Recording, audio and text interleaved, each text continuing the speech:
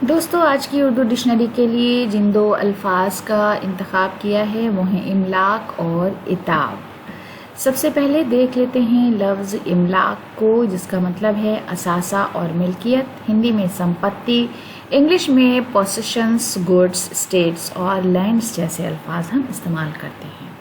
ساری املاک اور دھن دولت صرف اسی دنیا تک ہی کام دیتی ہے، یعنی مرنے کے بعد یہ تمام املاک، دھن دولت، زیور گہنا سب مٹی ہو جاتا ہے، بیکار ہو جاتا ہے۔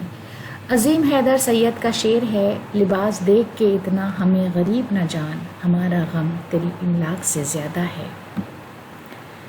اس کے بعد لفظ عتاب، جس کا مطلب ہے سخت و سست کہنا، ڈانٹنا، ڈپٹنا، جھڑکنا اور سخت کہنا، خفگی، ناراضگی، غصہ اور قہر کو کرودھ اور پرکوپ، ریپروونگ، اینگر، ڈسپلیجر، ریج اور فری جیسے الفاظ اس کے لیے ہم استعمال کرتے ہیں۔ جملے میں اس طرح استعمال کریں گے، عتاب الہی سے محفوظ رہنے کے لیے اچھے اعمال کرنا ضروری ہے، یعنی اگر آپ خدا کے عتاب سے بچنا چاہتے ہیں تو اپنے اعمال پر غور کریں۔ دیواکر راہی کا شعر ہے، غصے میں، برہمی میں، غضب میں، عتاب میں، خدا گئے ہیں وہ میرے خط کے جواب میں۔